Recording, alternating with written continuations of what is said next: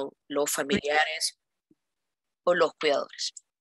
De manera que, como hablábamos ayer, la demencia tiene un efecto abrumador en las familias de las personas afectadas con la enfermedad de Alzheimer y, por supuesto, sus cuidadores. A menudo surgen presiones físicas, emocionales y económicas de gran cuantía que pueden causar mucho estrés a las familias y cuidadores y que necesitan recibir apoyo por parte de los servicios de salud, servicios sociales, financieros y jurídicos pertinentes. Y más de alguno de los presentes hoy en esta conferencia conocemos de algún caso de alguna persona que haya padecido o sufrido ya sea un maltrato físico, un abuso patrimonial, pero sobre todo la enorme carga que significa emocional, psicológica, cuidar a una persona con demencia. Cuidar de una persona con enfermedad de Alzheimer puede tener altos costos físicos, emocionales y financieros.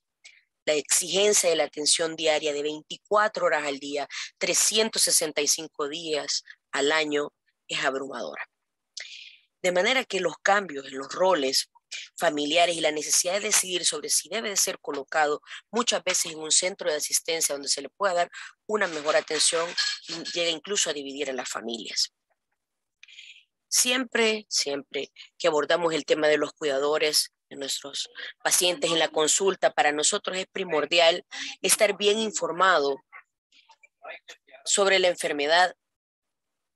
Y esto es una de las estrategias a largo plazo, es decir, empoderar a la familia, empoderar al círculo de apoyo de la persona con enfermedad de Alzheimer es muy importante. Tener buenas estrategias para enfrentar dichos problemas, tener una sólida red de apoyo y recursos que ayuden para cuidar a la persona son otras cosas que ayudan a los cuidadores a manejar el estrés de cuidar a un ser querido con dicha enfermedad. Y por supuesto, el tiempo para cada uno de estos cuidadores. De alguna forma, despojarse de la tarea del cuidado es muy difícil. Si no se está físicamente, se está mentalmente y se está emocionalmente. La persona que cuida no puede desprenderse de la persona objeto del cuidado de su familiar. Por lo tanto, es muy importante estas redes de apoyo. Y quién no, que una experta reconocida, neuropsicóloga, amiga y también comprometida con la atención a personas mayores y sus familiares desde el punto de la psicología. Esta tarde nuestra ponente tenemos el privilegio de contar con la licenciada Esmeralda Valdivieso. Les hablo un poco de la licenciada Esmeralda Valdivieso. Es profesora del Departamento de Psicología y Salud Pública de la Universidad Centroamericana José Simeón Cañas. Tiene un doctorado en Psicología Clínica y Gerontología de la Universidad de Kansas y una maestría en Psicología con énfasis en neurociencia cognitiva. Por lo tanto, es una referente en el tema que hoy nos compete, de la Universidad Estatal de San Diego, California. Y ella cuenta con experiencia docente, de investigación y área clínica en las áreas de neuropsicología y envejecimiento. Y sus áreas de interés son la promoción de la salud cerebral en el desarrollo del envejecimiento y el estudio de los factores sociales que influyen en la salud cerebral a lo largo de la vida y la salud mental de las personas mayores. Pero creería que lo que distingue a la doctora Valdivieso es ese compromiso hacia la atención a las personas mayores y hacia el envejecimiento en nuestro país.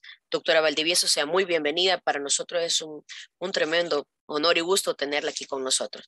Le dejo los micrófonos.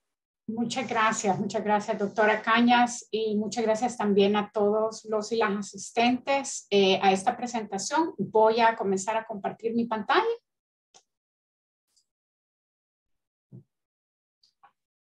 Bueno, además de agradecerles por la invitación al Ministerio de Salud, aprovecho pues para honrar, ¿verdad?, por un momento el trabajo tan noble y tan duro y que realizan nuestros familiares y nuestros cuidadores y cuidadoras de personas con Alzheimer y de otras también condiciones neurodegenerativas, de otras condiciones que generan dependencia. Como ya nos mencionaba la doctora Cañas, pues he sido invitada para hablarles acerca del tema de la resiliencia y la sobrecarga en esta población que es una población social y al mismo tiempo se convierte en una población clínica por justamente pues las razones que ya nos exponía la doctora. Yo voy a hacer una revisión de 4 puntos que son bastante generales, pero que yo creo que es importante siempre retomar porque aún dentro de los medios,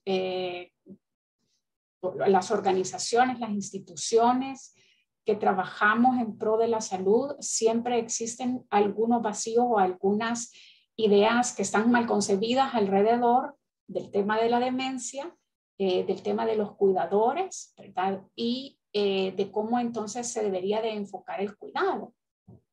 Así que voy a tomarme unos minutos para hablar generalidades sobre un tema del que muchos de ustedes manejan muy bien, que es el de la demencia y específicamente la demencia por enfermedad de Alzheimer. Posteriormente, vamos a pasar a reflexionar sobre quiénes son las personas cuidadoras, cuál es ese perfil que encontramos en nuestras comunidades, en nuestras familias, de quiénes son las personas que asumen las tareas del cuidado.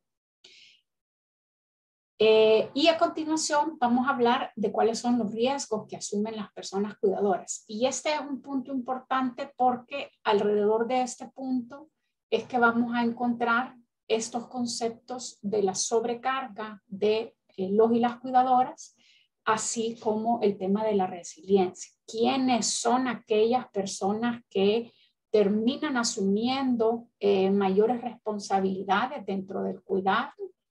Miembros de la familia y también profesionales, ¿verdad? Que asumen estas responsabilidades. ¿Y qué características tienen también aquellas personas que logran exitosamente, si lo podríamos decir así muy entre comillas, afrontar las tareas del cuidado? Y para ir finalizando, vamos a cerrar con algunas reflexiones alrededor de cómo pensar en el cuidado para afrontar la enfermedad.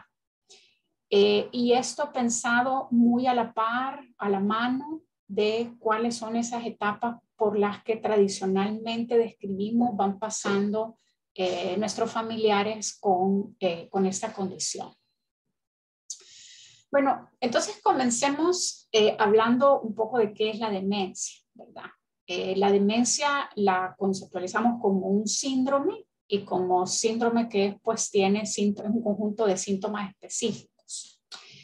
Este síndrome se caracteriza por un deterioro, es decir, hay un cambio cognitivo que es patológico que ocurre en uno o más dominios psicológicos o procesos psicológicos. Típicamente pensamos en la memoria, ¿verdad? Y ese es como lo que asociamos siempre con, cuando pensamos en Alzheimer, pensamos en memoria. O también lo podemos decir al revés, ¿verdad? Cuando pensamos que estamos teniendo problemas de memoria o que un familiar está teniendo problemas de memoria, inmediatamente el pensamiento que le sigue es ¿será que mi familiar está en riesgo o no de Alzheimer?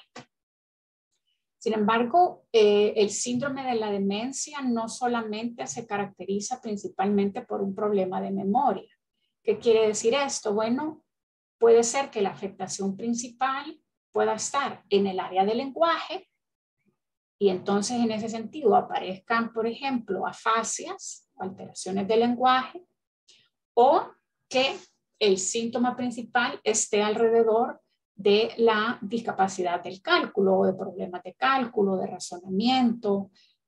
También puede ser que el síndrome principal esté alrededor de las relaciones espaciales. De hecho, desde la neuropsicología hay un grupo de neuropsicólogos que le tienen muy de cerca la pista a los cambios en la orientación espacial de los pacientes, porque mantienen todavía hoy por hoy como una de las hipótesis más fuertes que los principales cambios se empiezan a observar desde la dificultad que tiene la persona en orientarse espacialmente, ¿verdad? Entonces, si pensamos en términos de todos estos procesos cognitivos, vamos a encontrar en la demencia que hay un cambio en uno o más de estos procesos cognitivos y tiene que ser un cambio que sea lo suficientemente significativo y aquí hablamos estadísticamente hablando, así como social o clínicamente hablando, es decir, que podamos documentar que la persona ha tenido una variación, se aleja de la media, si lo pensamos en términos de la famosa curva normal, se aleja de la media al menos 2 desviaciones estándar con respecto a las otras personas que son de su edad, de su mismo nivel educativo, género, etc. Y clínicamente hablando o socialmente hablando, que ese cambio cognitivo representa a su vez una modificación en sus actividades de la vida diaria, es decir, ya está haciendo una actividad con una calidad que al principio se percibe como ligeramente menor con respecto a cómo lo hacía antes. En términos diagnósticos, ese cómo lo hacía antes se convierte en un problema porque no tenemos una medición objetiva de cómo era antes la persona. Con lo que contamos es con su propio reporte, esperando que la persona acuda al servicio de diagnóstico con cierta capacidad autocrítica, ¿verdad? Con cierto conocimiento de que está notando un cambio, o a partir del reporte de sus familiares. Y ahí pues siempre hay un poco de subjetividad, pero es la fuente que tenemos de verificación de que en efecto sí ha habido un cambio o no a nivel cognitivo, ¿verdad? En la persona. ¿A quiénes afecta la demencia? La demencia y la enfermedad por Alzheimer en específico, bueno, perdón, me faltó una pregunta, ¿qué la causa? La demencia puede ser causada por una serie de enfermedades, ¿verdad? Quienes hemos escuchado previamente de la demencia o visto infografías, incluso, ¿verdad?, sobre demencia, siempre encontramos este dibujo tan útil de la sombría, y debajo de la sombría la serie de condiciones que llevan a una persona a desarrollar demencia. Entre las más comunes se encuentra, por supuesto, la enfermedad de Alzheimer, como la más común. Sin embargo, existen otras condiciones que también son bastante frecuentes, como por ejemplo la demencia vascular, que le sigue a continuación en términos en los estadísticos, ¿verdad?, epidemiológicos. ¿A quiénes afecta entonces la enfermedad por Alzheimer o la demencia por Alzheimer? Esta es una condición que no discrimina por nivel educativo, no discrimina por condición socioeconómica, no discrimina por hombres y mujeres. Sin embargo, existen ciertos factores de riesgo que ponen como foco de atención a ciertos sectores poblacionales, ¿verdad? El principal factor de riesgo lo conocemos como la edad, ¿verdad? Sin embargo, aquí quiero hacer un paréntesis importante, es incorrecto referirnos a la demencia senil, es decir, nadie desarrolla demencia simple y sencillamente por ser una persona de edad.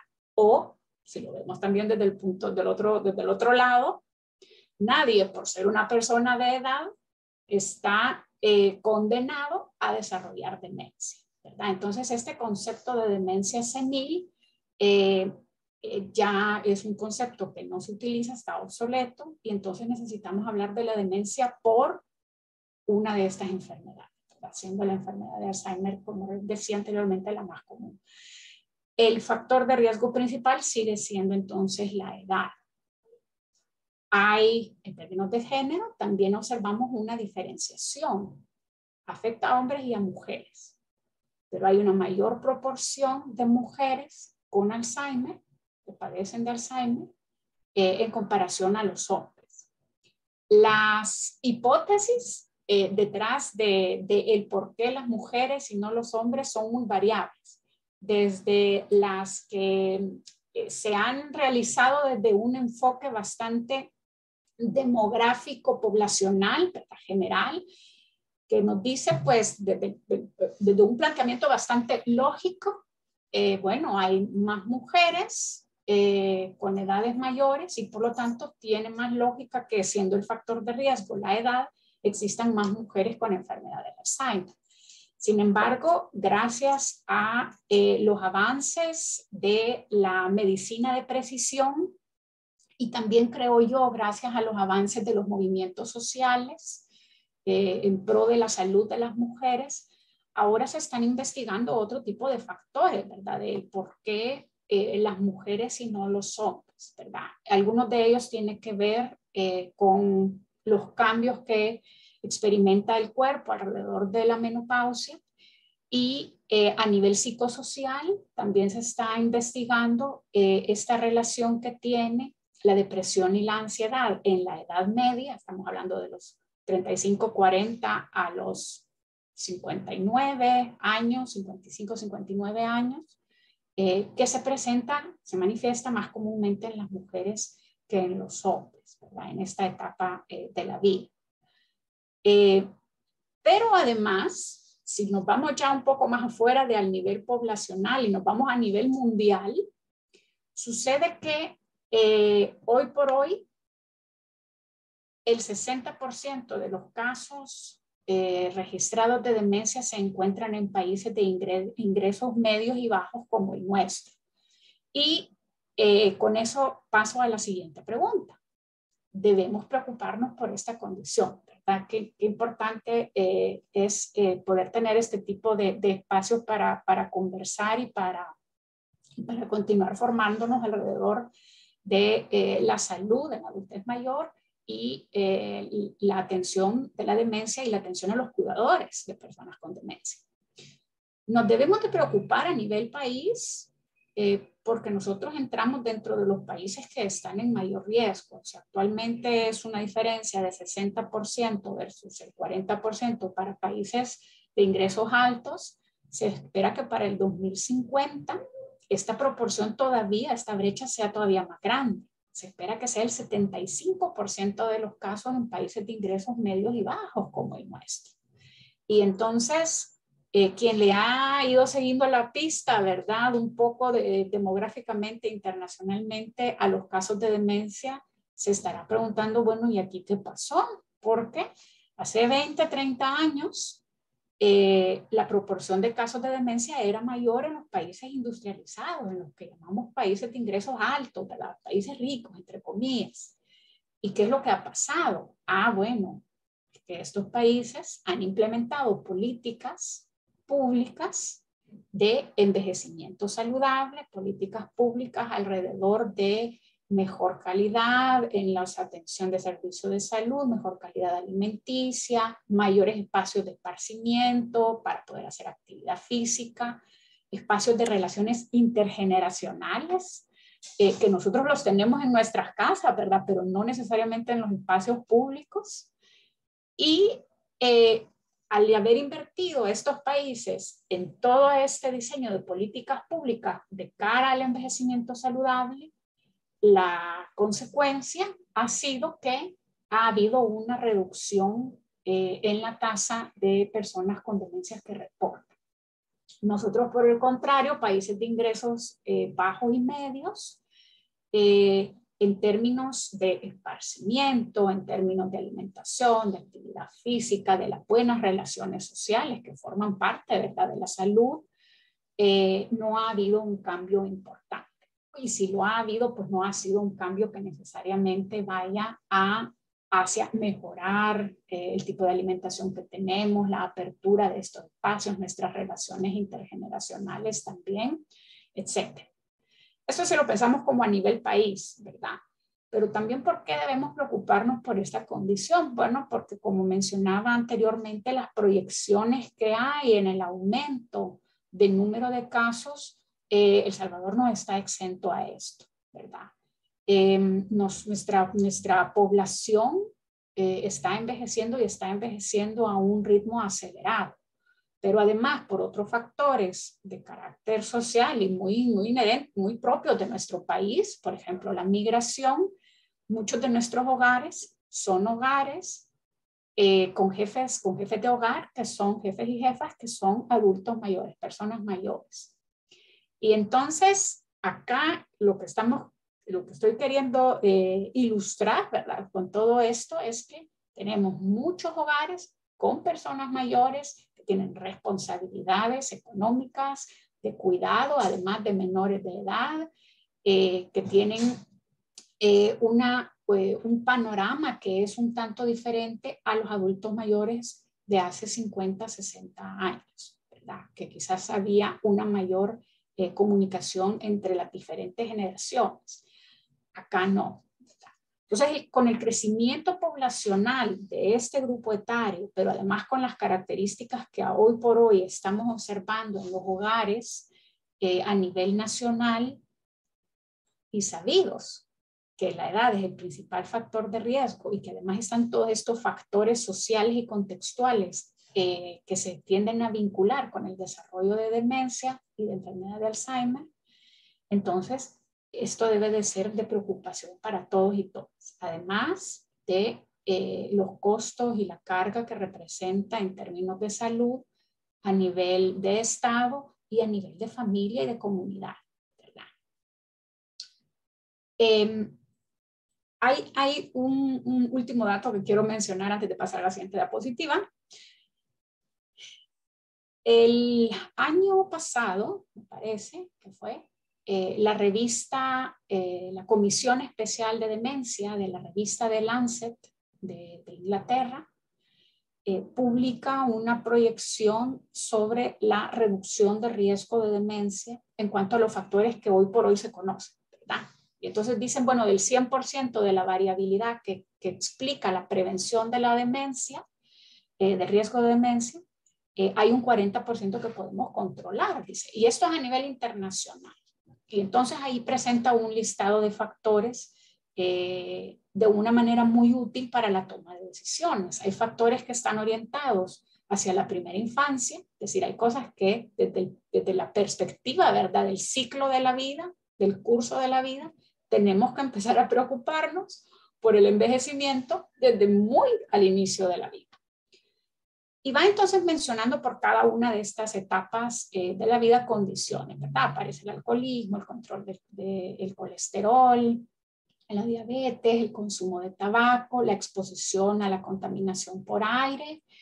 Pero en un análisis posterior que se hace de esta publicación inicial, se hace una revisión por continente.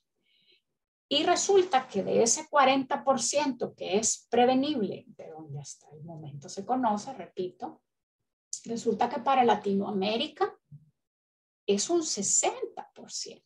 Es decir, tenemos, y yo creo que es una buena noticia, ¿verdad?, para todos y todas, tenemos todavía un mayor porcentaje de poder modificar estas proyecciones para el 2050 en cuanto a al número de casos por demencia que se espera que tengamos.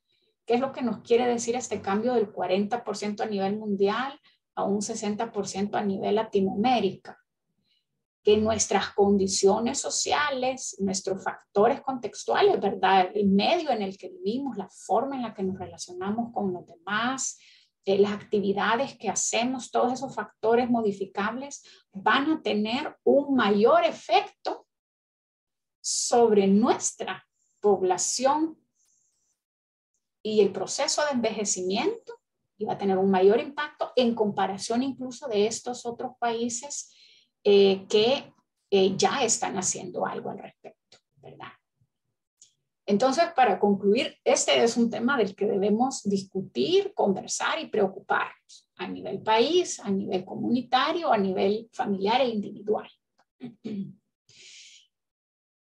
Hemos descrito entonces que en la demencia existen estos cambios cognitivos y que hay un impacto clínico que se observa a nivel social donde la persona progresivamente, y eso es una característica importante, ¿verdad? El cambio neurodegenerativo, que progresivo es lento, genera dependencia, ¿verdad? Una persona que progresivamente se está haciendo dependiente, necesita de cuidados.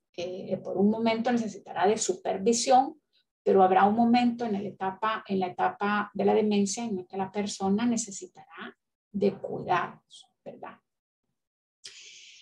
¿Quiénes son las personas que realizan esta tarea del cuidado? Aquí vamos a describir quizás los dos grandes grupos que se encuentran, que definen a las personas cuidadoras. Por un lado está la familia y por otro lado están profesionales que brindan servicios alrededor del cuidado, ¿verdad?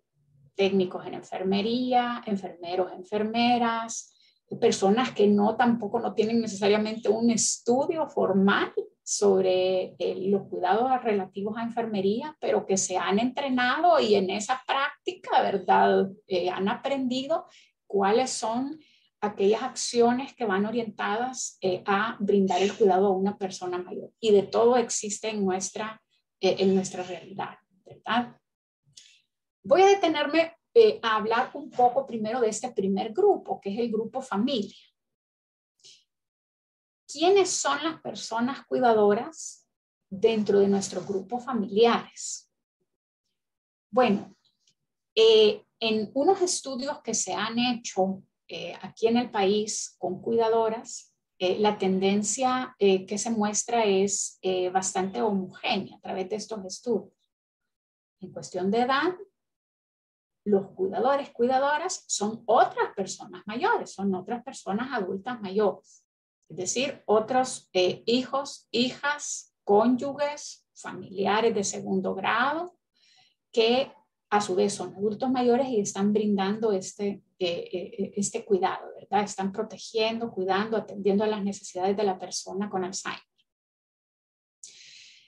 No es un grupo que exclusivamente esté caracterizado por ser adultos mayores, pero en su mayoría lo son. Y esto es importante tenerlo en cuenta porque eso implica que hay ya de entrada un doble cuidado, ¿verdad? El cuidado que la persona adulta mayor requiere para la atención de cualquier condición de enfermedades crónicas que pueda tener o no, pero además la atención que brinda a su familiar. Y es importante no separar esto. ¿Por qué? Bueno, porque si estamos atendiendo a una persona en nuestro servicio de salud que es adulta mayor y nos está comentando que cuida de una persona con demencia, de una persona con Alzheimer, no podemos separar esta información ya, ¿verdad? Esta es una información importante a mantenerla siempre dentro de nuestro radar. ¿Por qué? Bueno, porque sabemos que como toda relación que hay de pareja, no necesariamente estoy hablando de una pareja de esposo o esposa, ¿verdad? Sino que de dos personas que conviven juntos, las actitudes, las conductas, los cambios que presente uno afectarán en la salud del otro y viceversa, que también ocurre de parte del cuidador hacia la persona con Alzheimer. En términos de género, a pesar que existe un mayor número de mujeres con Alzheimer, con enfermedad de Alzheimer, las personas cuidadoras tienden a ser principalmente mujeres. Esta tendencia en términos de género, con el paso del tiempo también va cambiando un poco, ¿verdad? Por estas relaciones de poder, ¿verdad? Que se han mantenido históricamente entre hombres y mujeres. Históricamente las mujeres han sido quienes han asumido las tareas del cuidado y no solamente pues del cuidado de las personas mayores, ¿verdad? También el cuidado de los hijos, el cuidado del cónyuge, etcétera. Todavía se mantienen, por supuesto, sigue estando esta tendencia que en su mayoría son mujeres, pero también con estos cambios generacionales, con estos cambios e influencias que recibimos de los movimientos sociales alrededor de género, el movimiento de mujeres, por ejemplo, es cada vez más frecuente encontrarse que las tareas del cuidado de la mujer con demencia es asumida también por un hombre. Y en cualquier caso, el tema de género, que es un tema central, debe de tenerse en consideración a la hora de atender el servicio de salud, pero también a la hora de lograr identificar un plan de acción, un plan de intervención o de apoyo para la persona cuidadora, ¿verdad? Porque las dinámicas que se generan son diferentes, ¿verdad? Para la persona, para la mujer, por ejemplo, con demencia, la relación que pueda ella percibir de si quien le está cuidando es otra mujer, pueda ser diferente de cómo pueda percibir si el cuidado se lo está brindando un hombre. y por las razones obvias, ¿verdad? Entonces, el tema de género aquí es importante. Las cuidadoras en general, ¿verdad? Las personas cuidadoras en su mayoría, repito, tienden a ser mujeres, pero no necesariamente es algo que vemos en la totalidad, ¿verdad? Los hombres asumen tareas de cuidado, las dinámicas que se generan alrededor de cuando los hombres asumen estas tareas de cuidado también son importantes de observar, de mantener, ¿verdad?, bajo supervisión, porque también ellos pueden estar sufriendo de discriminación, ¿verdad? Y yo lo he observado lamentablemente en un par de personas con quienes he trabajado, que son hombres que brindan cuidados, que estaban brindando cuidados a sus madres y estaban sufriendo al mismo tiempo, además de estar lidiando con todas las tareas del cuidado, estaban sufriendo de discriminación por sus otros hermanos hombres, diciendo, bueno, sí tiene sentido, ¿verdad?, que tú seas el encargado de las tareas de cuidado de mi mamá porque siempre fuiste un poco afeminada, ¿verdad? Entonces la dinámica de género siempre está ahí presente. Y como trabajadores de la salud es importante pues que la mantengamos siempre en observación, ¿verdad?, para poder intervenir. A veces solo con una frase o con demostrar un poco de empatía la persona entiende que esto que está sucediendo no es correcto, no es normal, este tipo de trato. El lugar o la posición que se ocupa en la familia. Este es un factor que es interesante, porque cuando el cónyuge no es quien está asumiendo las tareas de cuidado, que son quienes inicialmente o principalmente, inicialmente, voy a decir mejor, las asumen, al ver la caracterización de la persona cuidadora, quien se encuentra en segundo lugar, tiende a ser el último hijo o hija en particular. Es decir, aquella hija, aquel hijo que todavía está en casa, más ahora, ¿verdad?, con una realidad económica que nos ha dejado la pandemia y que existía desde antes también, donde hay dificultad de conseguir vivienda. Entonces, ese hijo o hija que se queda en casa, que en ocasiones además no tiene pareja, está soltero, soltera, no tiene otros compromisos familiares, es a quien, en términos de esas relaciones, ¿verdad?, de poder que existen inevitablemente dentro de las familias, es quien termina asumiendo o a quien se le termina delegando la tarea del cuidado, ¿verdad? Entonces es muy frecuente también encontrar que hay una persona joven, la persona más joven de la familia, no necesariamente un adulto joven, pero la persona más joven de la familia, que puede ser un adulto mayor, quien está entonces, perdón, asumiendo las tareas del cuidado. En términos ya no solamente familiares, sino que también de las características que tienen nuestros cuidadores profesionales, ¿verdad?, quienes reciben una remuneración, sean profesionales o no, ¿verdad?, nuestros cuidadores remunerados. Hay una característica de personalidad que se ha estudiado, que se ha observado, que comparten algunos de ellos. Y tiene que ver con esta aceptabilidad y esta flexibilidad a asumir nuevos roles. Entonces tenemos a una persona que con mucha facilidad dice yo puedo y yo lo voy a hacer. No necesariamente porque quiera hacer las tareas del cuidado, sino porque quiere asumir esas tareas, le delegan esas tareas también, es importante resaltar esto, ¿verdad? Le delegan las tareas otros miembros de la familia, pero tiene esa aumentada disposición para asumir esas tareas del cuidado. Y entonces lo asume como asumimos un rol laboral, ¿verdad? Y entonces nos identificamos nosotros en nuestros roles laborales como la psicóloga, el psicólogo, la doctora, el doctor, el enfermero, la enfermera, etc. Y este es el rol laboral. Y lo asume como tal. Ya vamos a ver más adelante cómo esta característica de personalidad te puede jugar para bien y para mal, ¿verdad? Porque puede permitir que la toma de decisiones y el cuidado de la persona con Alzheimer sea fluido, ¿verdad? Es decir, no se encuentren inconvenientes porque sabe gestionar y tiene acceso a recursos. Entonces ese yo puedo es muy, muy útil, ¿verdad? Porque sabe, tiene una buena resolución de problemas y recursos para resolver esos problemas. Pero también puede ser que nos juegue, ¿verdad? Esta característica nos juegue ahora en contra. ¿En qué sentido? En el sentido de que en el yo puedo,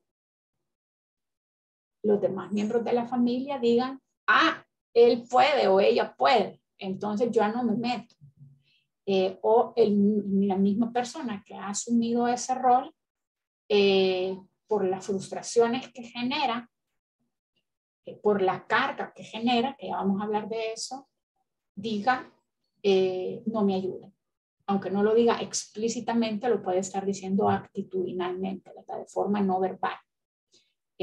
No busca esa ayuda, porque ahora en ese rol que ha asumido quiere demostrar que puede. Y ese es un camino que no lleva a un resultado saludable a nivel físico, a nivel mental y a nivel social para la persona cuidadora y por lo tanto para la persona con demencia.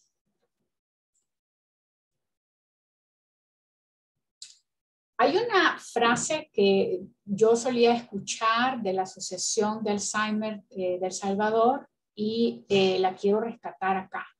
Es una frase que a mí me encanta. Permítanme un momento.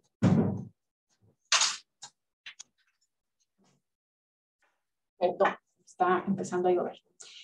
Que dice, la enfermedad del Alzheimer afecta al cerebro del paciente y el corazón de la familia.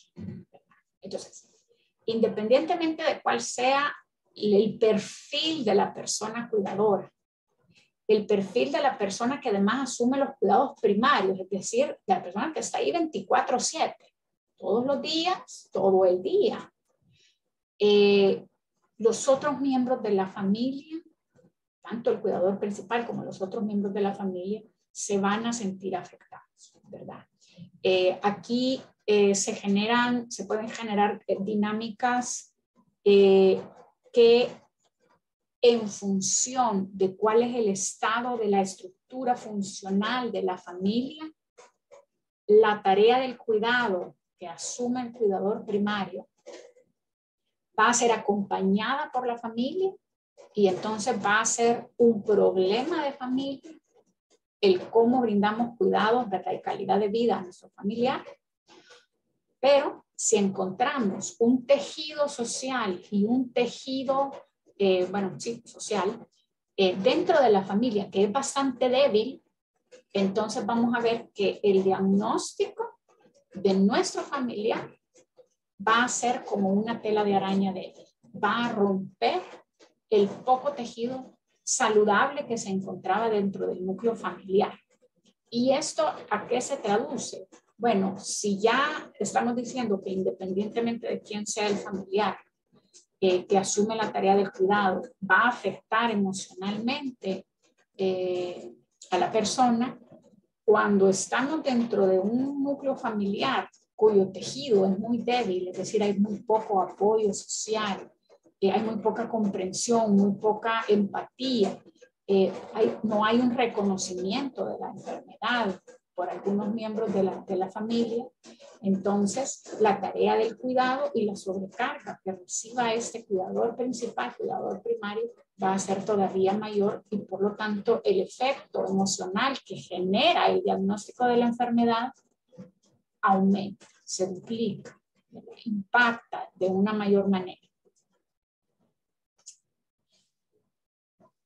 Hay ciertos riesgos que las personas cuidadoras enfrentan y que tienen que ver con o correlaciones, están altamente asociadas con las diferentes etapas que va pasando la persona con demencia. pero también tiene que ver con estos factores de protección que están alrededor de la persona cuidadora y de su familia. Dentro de esos factores de protección podríamos mencionar las condiciones socioeconómicas, ¿verdad? Saber que se va a tener recursos para comprar los materiales que se necesitan, en términos de higiene, en términos de medicamentos, en términos de utensilios, etcétera. Saber que si se puede contar, por ejemplo, con un apoyo puntual de una persona ajena a la familia que pueda venir a colaborar en tareas, como por ejemplo tareas domésticas, tareas de limpieza del hogar, en cuidar a la persona por un par de horas durante la semana. ¿Qué apoyos existen a nivel socioeconómico que permitan hacer más llevadera la tarea de cuidado? Pero también nuevamente está el factor de la comunidad. Y acá hay algunas investigaciones que han documentado el impacto de la demencia en la comunidad en función de dónde vive la persona. Entonces, por ejemplo, si estamos pensando en una persona que es un alto ejecutivo, en un puesto ejecutivo importante, y la persona empieza a presentar, ¿verdad? Empieza a presentar un cuadro de demencia. La forma en la que su medio inmediato, su comunidad, su lugar de trabajo recibe la noticia y él se acomoda a ese ambiente es muy diferente de cuando el diagnóstico se hace en un lugar donde hay menos demanda del medio ambiente, es decir, hay una menor cantidad de responsabilidades que atender de parte del medio ambiente, y esto también genera un impacto importante sobre la persona con demencia, sobre sus familiares, especialmente cuando, independientemente del estrato social, haya estigma, ¿verdad? Que siempre, no lo he mencionado, lamentablemente hasta ahora lo voy mencionando, pero un factor central en todo esto tiene que ver con el estigma que existe alrededor de la demencia y cómo esto termina impactando no solamente a la persona con demencia, sino también al actuar y la toma de decisiones de las personas que brindan el cuidado alrededor de ellos, ¿verdad? Entonces, con este panorama de factores sociales, de factores del contexto alrededor de la familia y de la persona cuidadora, es importante que reconozcamos que hay condiciones de salud física que se han asociado, no podríamos decir directamente que son la causa de, ¿verdad?, la tarea del cuidado, pero que se encuentran más frecuentemente en los cuidadores y las cuidadoras. En términos de salud física, los estudios lo que indican como el número uno, como la condición, como las condiciones más comunes son las enfermedades cardiovasculares. El corazón, enfermedades cardiovasculares en general. En segundo lugar, la migraña. En tercer lugar, problemas musculares como tensión muscular, por ejemplo, ¿verdad? Y otras condiciones somatizantes. Estas en común tienen justamente este componente vinculado al estrés. En términos de salud mental, también es frecuente encontrar en las personas cuidadoras que además están experimentando, ¿verdad?, esta sobrecarga de tareas, sobrecarga de responsabilidades, depresión. Y hay una característica específica de la depresión que se llama la desesperanza aprendida. Es decir, cuando el medio y nuestro medio ambiente constantemente nos está enseñando, ¿verdad?, estamos aprendiendo del medio ambiente, que no importa qué hagamos, la situación negativa no va a cambiar. Entonces eso genera una desesperanza aprendida, ¿verdad? Aprendemos a ya no tener esperanza, a ya no esperar un cambio, ya no va a venir algo mejor, porque constantemente con lo que de lo que yo me rodeo, de las relaciones que yo tengo cerca de mí, me están diciendo, tú no vas a salir adelante. Esta situación nunca va a acabar. Nadie te quiere apoyar. Entonces tú no buscas ayuda, ¿verdad? La persona no busca ayuda. Aquí alrededor de la desesperanza aprendida y de la depresión, deseo mencionar un punto específico, que es el efecto que genera sobre nuestras percepciones. Cuando aparece esta desesperanza aprendida, ¿verdad? Y hemos aprendido al medio a no tener esperanza, a no tener un cambio, ¿verdad? Una expectativa de un cambio, de que algo bueno vendrá. Las personas tienden entonces a expresarlo con una percepción negativa, muy negativa, sobre sí mismos y una percepción negativa sobre los otros. Y esto es bien delicado porque, como todas las personas, sabemos que las personas con demencia eventualmente van a fallecer. Y aquellos cuidadores que manifiestan estos altos niveles de desesperanza aprendida y que tienen esta percepción negativa sobre toda la tarea que han hecho de cuidado, lo han hecho de forma no remunerada, lo han hecho de forma muy voluntariosa, pueden entonces empezar a manifestar una culpa. Una culpa porque quizás no hicieron lo suficiente. Quizás no le cambiaron el suficiente número de veces la ropa interior a la persona, la ropa de cama, no lo movieron lo suficiente, no le dieron el cuidado, pudieron haber hecho más. Y está muy vinculado con esa percepción negativa.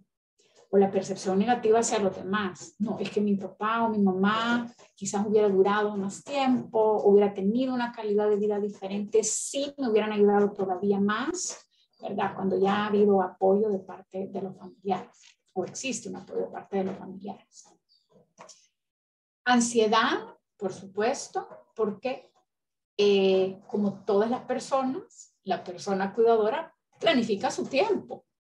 Y al saber que ha perdido un control sobre ese tiempo, no sabe qué es lo que va a pasar mañana.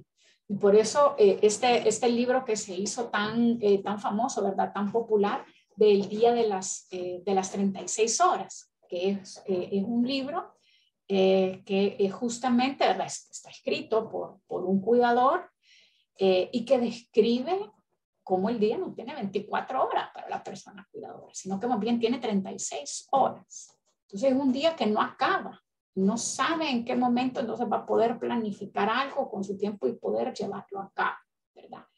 Esa percepción de falta de control, de que yo no tengo control sobre mi tiempo, yo no tengo control ya sobre mis actividades, que si tenía planificado ir a pasar consulta, ¿verdad? Por ejemplo, o ir a hacer un mandado, ir a hacer un pago o lo que sea, que implique salir del hogar y de repente pasa algo y la persona ya no sale, ¿verdad? O su familiar con Alzheimer ha decidido no acompañarlo porque no lo reconoce, no sabe qué hacer, no sabe cómo intervenir sobre esa situación específica. En un tercer lugar está la gran preocupación que yo creo que quienes hemos trabajado con personas cuidadoras o hemos conversado con familiares de personas con Alzheimer, está esa gran preocupación de, y lo voy a decir tal cual lo he escuchado, es que yo no sé si a mí me va a dar eso, ¿verdad? Esa preocupación de si van a aparecer problemas cognitivos, un deterioro cognitivo, demencia, más adelante, y aunque nos suene a que la persona quizás no lo está diciendo porque cree que esto es viral, ¿verdad? Y que se va a transmitir por estar en presencia de o en contacto de, la persona detrás de esa posible concepción inadecuada nos está diciendo que posiblemente está experimentando alguna queja subjetiva a nivel cognitivo. Es decir, que ya se nota que está demasiado desatento, demasiado desorientado, olvidadizo, con dificultad para resolver problemas que en la cotidianidad o antes de asumir las tareas de cuidado no tenía, ¿verdad? Entonces, Esto que he clasificado como problemas cognitivos asociados al estrés, pero también al estilo de vida, se empiezan también a manifestar dentro de los y las cuidadores. Y tiene una explicación, hay un mecanismo, ¿verdad? Cerebral que nos dice, bueno, sí, estamos bajo elevados niveles de estrés y con una gran cantidad de emociones negativas o una predominancia, más bien dicho, de emociones negativas.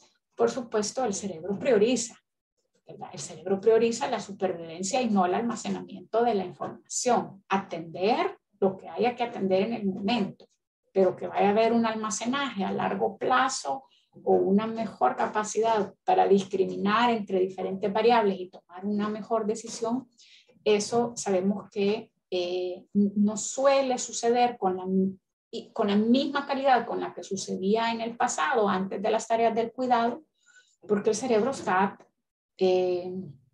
está más pendiente de atender, porque es que está esta importante liberación de cortisol, ¿verdad? Porque es que está esta importante liberación de otros neurotransmisores vinculados a estas emociones negativas.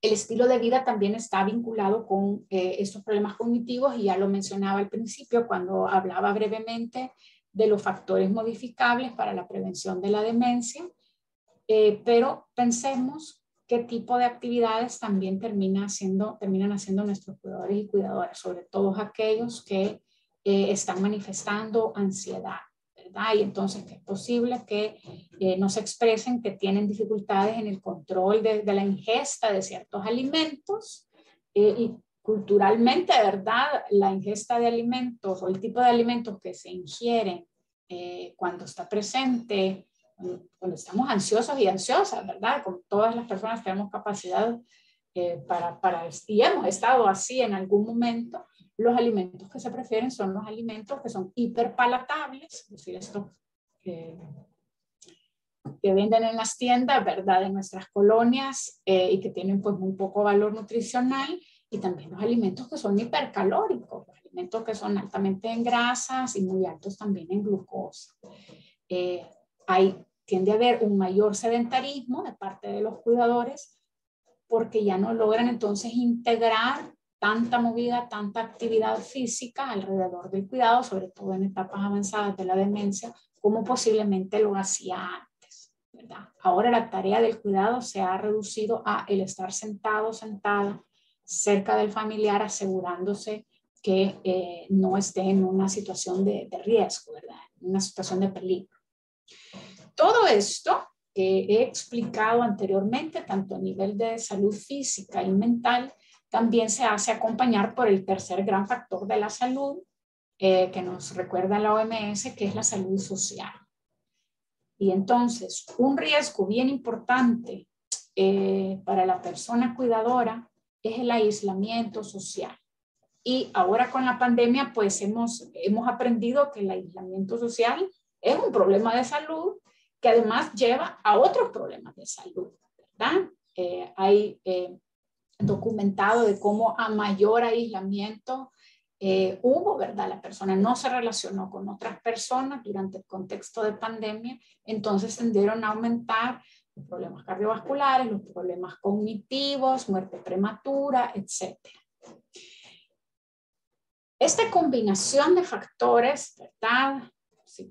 Condiciones de salud física, condiciones de salud mental, de salud social, se combinan y en algún grupo de literatura, en un grupo de la literatura, se conocen bajo el nombre de el síndrome del cuidador o cuidadora, que se manifiesta justamente de diferente manera a medida la persona con demencia va avanzando de una etapa a otra.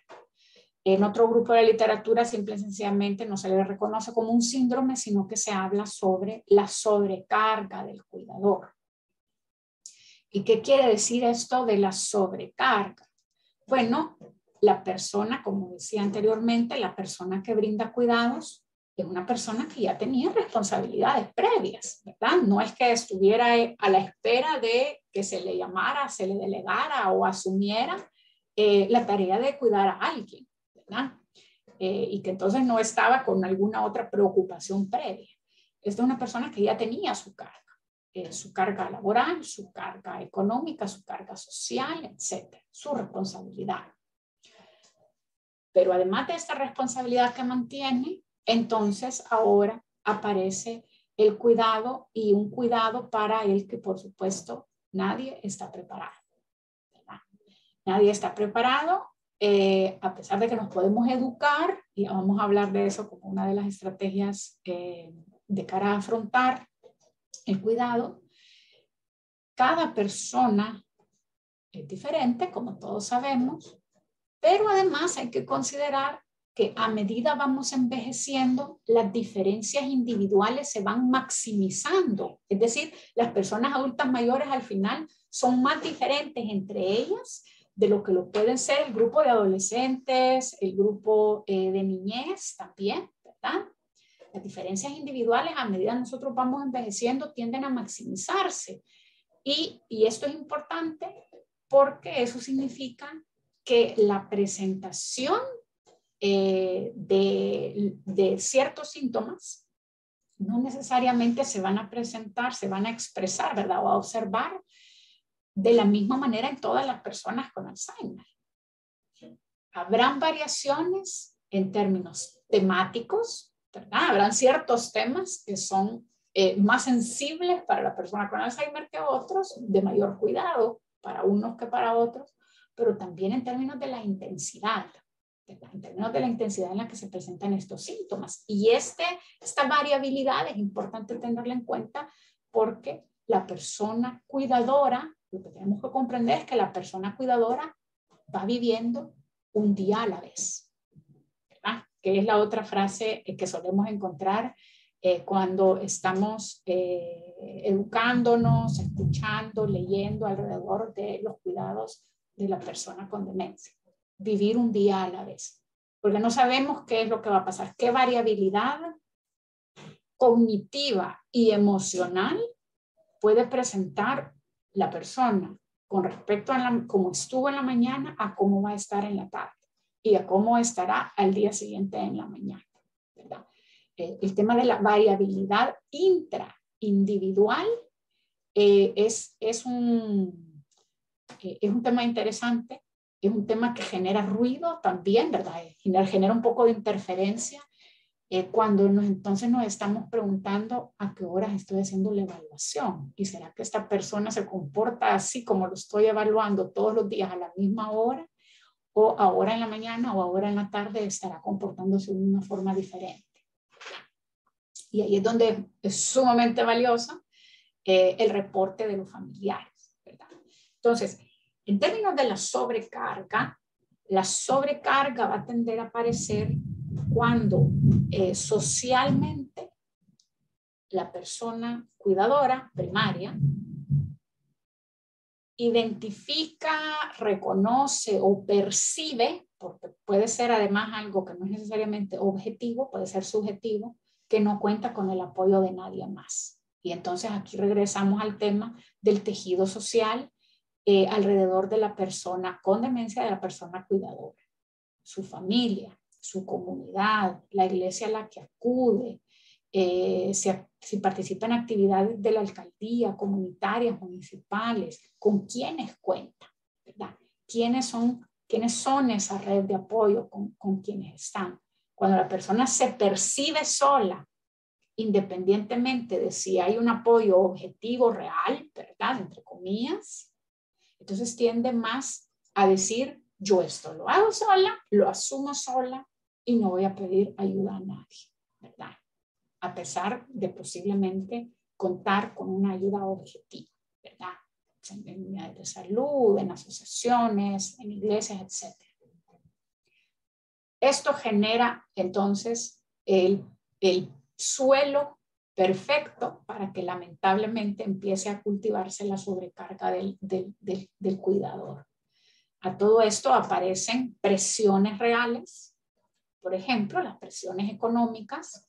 Llegará un momento en el que la persona cuidadora, que como dijimos ya tenía una carga real de vida antes, va a tener que dejar, delegar o arreglárselas para poder lidiar con esa carga económica previa. Su trabajo, ¿qué va a pasar con su trabajo? Va a tener que o dejar su trabajo o incurrir en un gasto para pagar a alguien, ¿verdad? Buscar apoyo de alguien, de otro familiar, de una persona no familiar, cuidadores formales, ¿verdad? Profesionales, remunerados. Y esto pues incurrirá también en un gasto, representará un gasto, ¿verdad? En sí mismo. Entonces el tema del apoyo económico también es bien importante. Cuando este está ausente es más probable entonces que aparezca la sobrecarga. Hay un grupo dentro de toda la variabilidad que podemos encontrar de personas cuidadoras que se ha identificado principalmente como un grupo de riesgo de sobrecarga. Y estos tienen que ver con la famosa, o popularmente más bien dicho, llamada generación sándwich.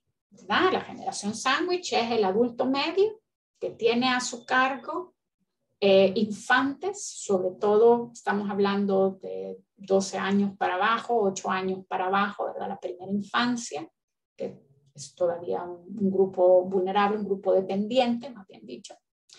Pero además tiene por arriba a su cargo las responsabilidades del cuidado de una condición como esta. Entonces, esta generación sándwich tiende a verse más comúnmente con manifestaciones físicas, mentales, sociales, se aíslan de sus grupos de contacto, de sus otros coetáneos, ¿verdad? Porque están constantemente atendiendo el cuidado de alguien, o del menor de edad o de la persona con demencia. En términos ya individuales, ya les comentaba, ¿verdad? Que esta elevada actitud de adaptabilidad, de aceptabilidad, esta voluntariedad aumentada de decir, no, sí, yo puedo con todo, yo lo puedo hacer, no busco ayuda, entonces se convierte en un arma de doble filo, ¿verdad? Porque los otros familiares, al escuchar constantemente el no te preocupes si yo puedo, ¿verdad? El no te preocupes, yo tengo todo bajo control, entonces comprenden lo que se les está diciendo, ¿verdad? Que esta persona no necesita ayuda, que esta persona no necesita apoyo. Y allí es donde la comunicación asertiva y la comunicación afectiva, en términos afectivos, ¿verdad? Socioafectivos, tiene que estar de la mano para poder tener una conversación genuina, honesta, con los miembros de la familia y fomentarla, ¿verdad? Dentro de nuestros servicios de salud, promover que la persona pueda buscar apoyo en sus otros familiares, porque si no, entonces terminamos teniendo 2 pacientes en lugar de 1 y un cuidador, ¿verdad? Generamos 2 pacientes. En términos de la resiliencia, ¿quién es entonces el cuidador, cuidadora que es resiliente? Entendido la resiliencia acá como que ha pasado por los tropiezos vinculados al cuidado, pero que ha salido adelante exitosamente, entre comillas, manteniendo la calidad de vida del paciente con Alzheimer, pero también protegiendo su propia calidad de vida. Es decir, dentro de todos los sacrificios que ha hecho, ha logrado encontrar un apoyo, un balance para poder mantener cierto nivel de calidad de vida. Y entonces acá las redes de apoyo se convierten en un tema central alrededor de la resiliencia. Quienes son resilientes son personas que, en términos de sus características individuales, tienden a dejarse influenciar un poco más que una persona que sea rígida. Y si lo pensamos esto, de qué es esto de dejarse influenciar, bueno, es algo que hacemos todos los días en todas las relaciones que mantenemos, con nuestros cónyuges, con nuestros hijos, con nuestros padres, con nuestros compañeros de trabajo. Quienes están en posiciones de liderazgo saben que es importante dejarse influenciar de los colaboradores, colaboradoras que tienen a su cargo. Los que tenemos compañeros de trabajo también sabemos que para que la relación laboral avance, nosotros nos tenemos que dejar influenciar de lo que dice la otra persona en términos de saber escuchar, ¿verdad? ¿Qué es lo que la otra persona está diciendo? Para que entonces avance un proyecto, ¿verdad? Nos tenemos que dejar influenciar las unos de los otros. Algo similar pasa con los cuidadores que han logrado exitosamente avanzar, ¿verdad? Y brindar los cuidados. Son personas que cuando el médico, la médica, les dice que hay que educarse alrededor de la condición, ¿verdad?, de Alzheimer frente a la recién noticia de un diagnóstico, y que aquí están estos recursos, que aquí están estas organizaciones que brindan psicoeducación, ¿verdad?, que brindan talleres educativos, la persona se deja influenciar y dice, sí, yo necesito entonces justamente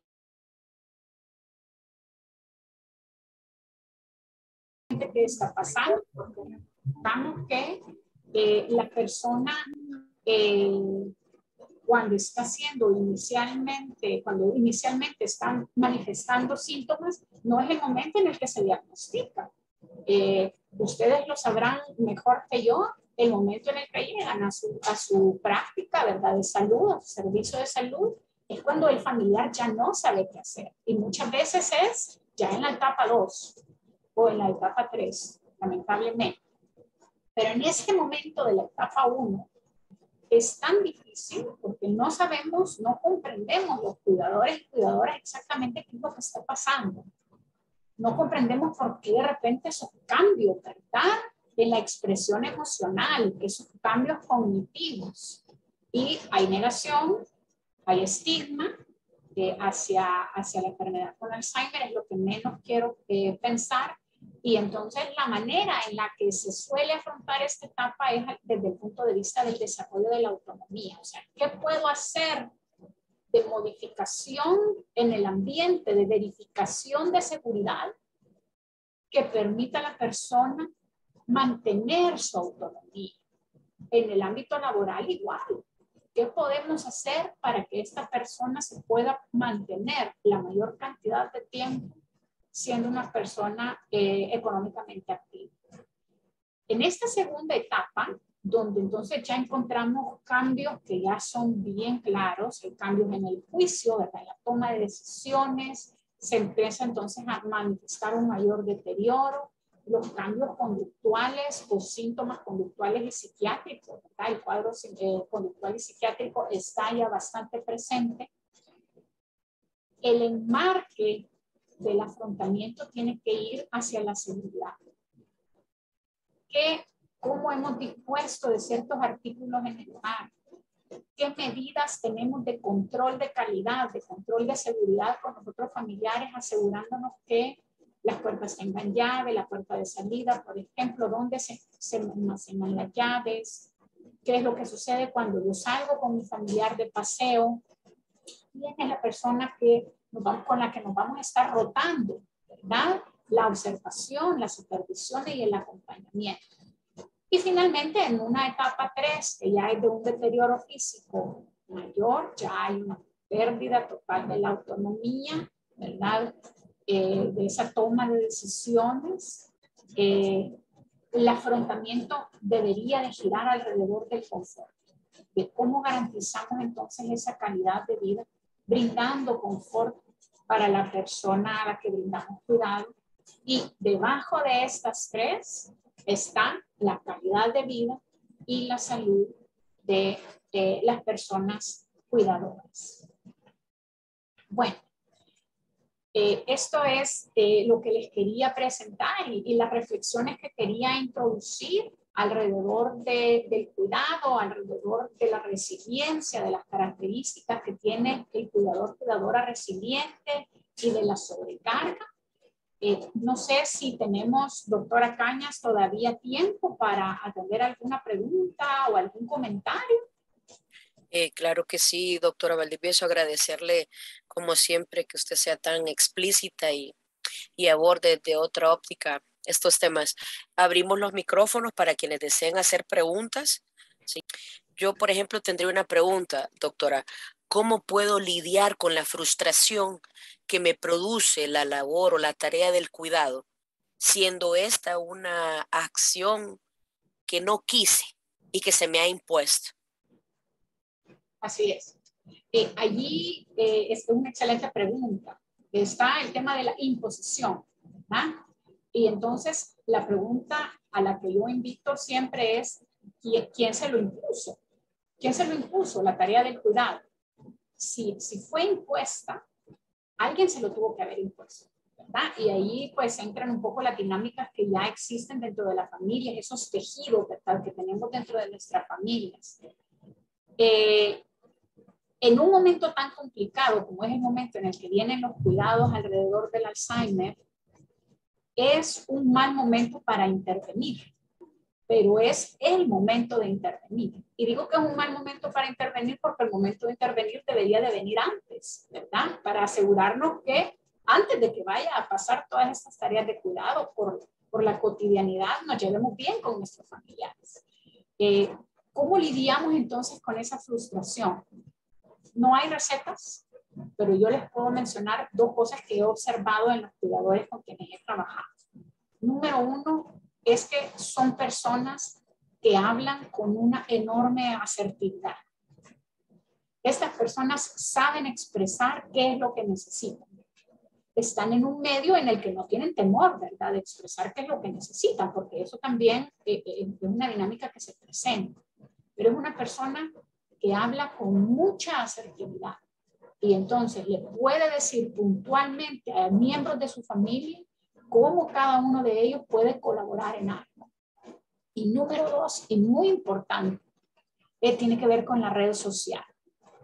Porque si yo soy nueva en el tema del Alzheimer, me voy enterando de que existe esta enfermedad, de que la tiene mi papá, que la tiene mi mamá, este tema de la red, esta red que me educa formal e informalmente, a la que yo le puedo hablar y decirle, mira, Ivo, ¿cómo hiciste cuando había que levantarla, había que cambiarla de lugar, había que cambiarla de ropa, etcétera? Esas exposiciones formales e informales, educativas al final, ¿verdad? Porque forman parte de esa formación que reciben los cuidadores, son centrales para poder manejar esas frustraciones. Siempre contar con ese alguien a quien yo puedo hablarle para quejarme, porque a veces necesitamos quejarnos, ¿verdad? A ese alguien a quien yo le puedo preguntar puntualmente por tips, ese alguien que me educa de esta otra manera. Y esto cuando se acompaña de unas muy buenas habilidades asertivas, ¿verdad?, de poder expresar qué es lo que yo necesito como cuidador, cuidadora, es casi una clave para poder afrontar esas frustraciones que han sido impuestas, ¿verdad?, que vienen por esa imposición que mencionas. Aquí hay unas participaciones en el chat. Reina nos dice, trabajo con el hospital de Zacatecoluca. ¿Qué hospitales cuentan con un área para este tipo de pacientes? O algún lugar por si los familiares no pueden lidiar con este tipo de pacientes, ya que se pierde lo cognitivo. Entonces, es una pregunta que tú podrías... Sí, claro. En este momento, pues Ministerio de Salud no cuenta con áreas específicas para personas con enfermedad de Alzheimer u otras demencias. Estas personas con estas enfermedades van a cualquier servicio, ya sea clínico, quirúrgico, la consulta externa, la emergencia. Creo que lo podemos encontrar en cualquier sitio. Al ser personas mayores, los invito también a ustedes a prepararnos en la atención, dado que muchas veces esperamos que se comporten de determinada forma y obviamente al nosotros desconocer esta información, lo que hacemos es etiquetarlos como, bueno, está senil o mire, es caprichoso, no coopera, no colabora. Creo que como profesionales de la salud también debemos de irnos un poco más allá y preguntarle a la familia. Siempre es importante ahondar en los familiares y preguntarle, mire, él habitualmente se comporta así o él se expresa de esta forma, porque a los hospitales llegan las personas con estas enfermedades que tienen una complicación ya, es decir, que pueden tener una enfermedad aguda o crónica agudizada y tienen una complicación que necesita pues tratamiento hospitalario, sea una infección urinaria, una neumonía, cualquier otra situación médica que deba de ser abordada desde el entorno hospitalario. Pero entonces es aquí donde el hospital se vuelve un escenario agreste o agresivo para la persona con Alzheimer y para su familiar. Muchos de nosotros no valoramos ese escenario adecuado para el cuidado. Le prohibimos, por ejemplo, al familiar, en este tema de la pandemia, que esté con la persona con demencia, con Alzheimer ahí en el lugar. Por lo tanto, la persona se desorienta y puede tener una condición orgánica llamada confusión mental aguda, que hasta que no revirtamos la causa que la provoca, la persona mayor tendrá un estado de agitación psicomotora o hipoactividad psicomotora, o sea, de aquel que no lo podemos calmar y que hay que sujetarlo hasta aquel que no, está tranquilo en cama y pues no tiene ninguna interacción con el medio que lo rodea.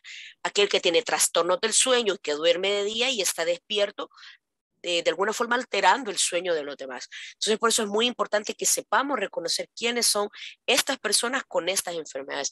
Y por supuesto, pues darles ese trato humano y esa atención centrada en la persona que se merece. Nosotros como Sistema Nacional Integrado de la Salud lo que estamos trabajando es en estos escenarios que estén preparados para la atención a personas mayores. Como ya lo decía la doctora, todos, la gran mayoría, que pueden desarrollar el factor de riesgo más grande es la edad. A medida que usted envejece, mayor alto riesgo de padecer de esta enfermedad u otra enfermedad neurodegenerativa. Así que los invito a que nos documentemos un poco más, nos formemos un poco más para que sepamos intervenir adecuadamente en el momento justo y en la dosis correcta. Hay otras preguntas, doctora. Sí, hay varias.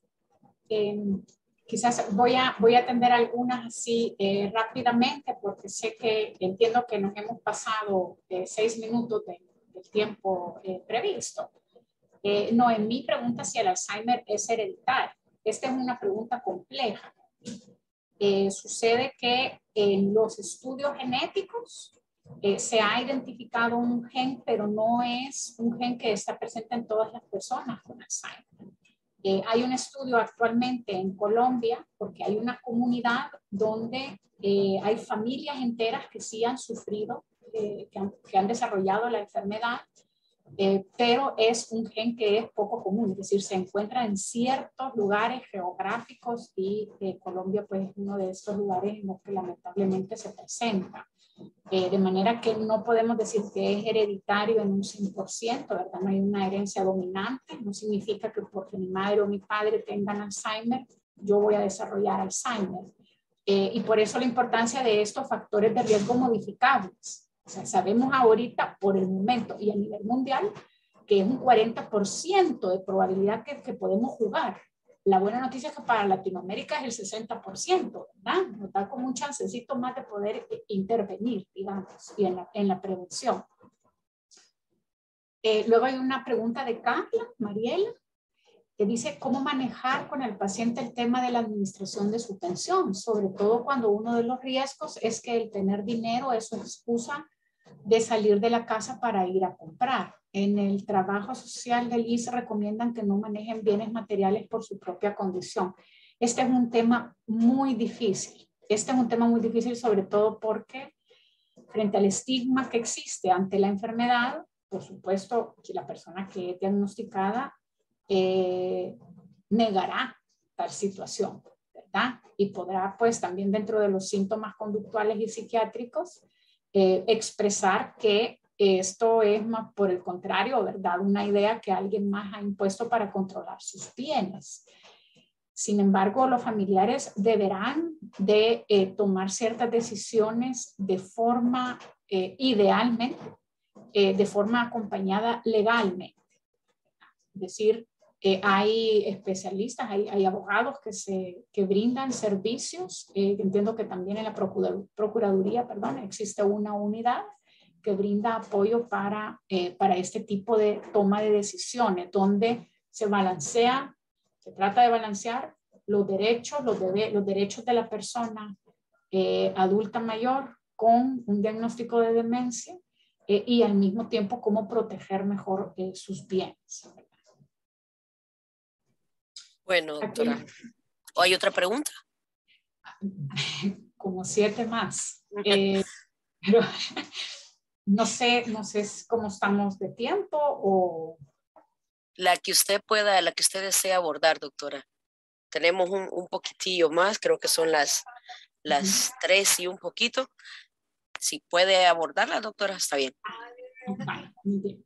Ya contesté una yo, que es en relación a que si se dejará guardada la conferencia para poderla ver del principio, que ya respondí ahí en el chat. Perfecto, gracias. Hay una pregunta de Ana Lilian que también ya fue contestada con tu respuesta anterior, ¿verdad? Sobre los servicios que tienen, en qué lugares encuentran servicios. Esta es una pregunta importante sobre dónde, ¿verdad? ¿Cuál es la oferta de servicios que tenemos disponible para la atención de esta enfermedad? Hay a nivel nacional, no sé si tú, doctora, puedes indicarles. A nivel del Sistema Nacional Integrado de Salud, la oferta quizás más sólida se encuentra en el Instituto Salvadoreño del Seguro Social, el cual cuenta con una unidad de memoria, la cual radica en el Policlínico Arce y está constituida por neurólogos, neuropsicólogos, psiquiatras y terapeutas y personal entrenado.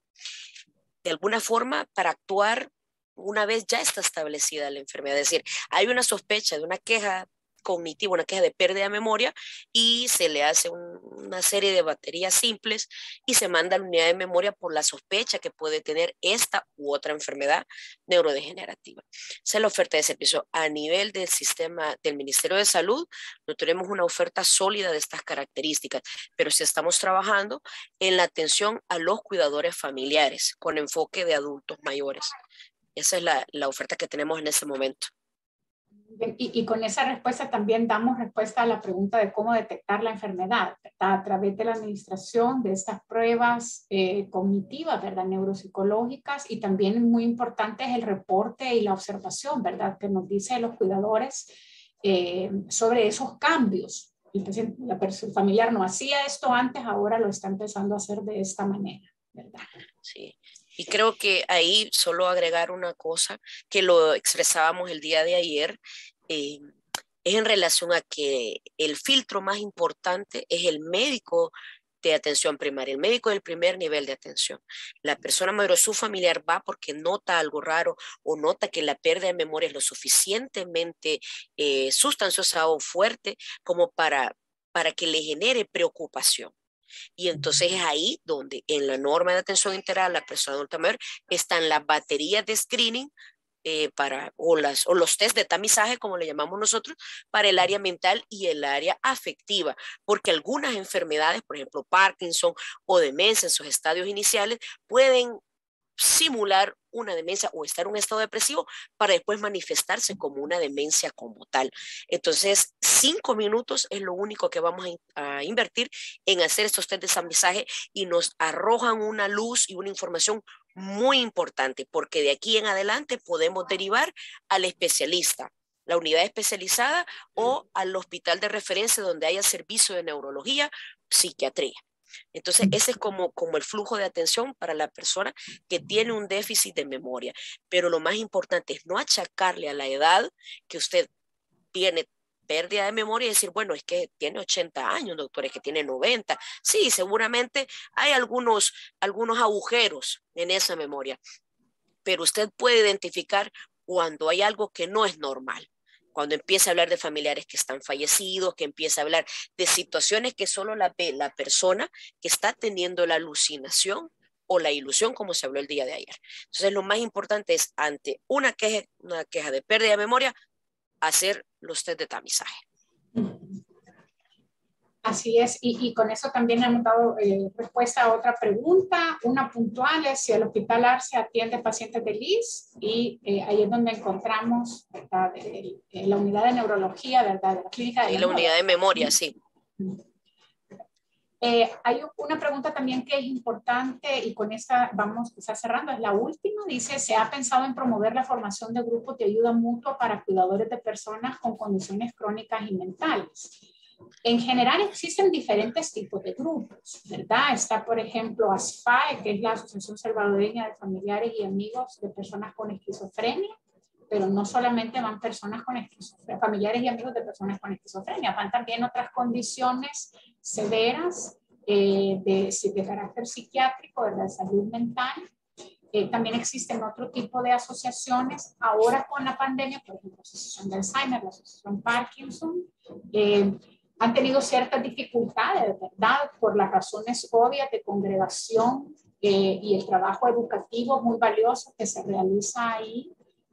Yo no les he seguido un poco la pista en cómo están ahora, hoy por hoy, ¿verdad?, pero seguramente con el avance que vamos teniendo de salida, ¿verdad?, espero de la pandemia, seguramente pues retomarán sus actividades, si no es que ya lo han hecho y yo desconozco sus actividades.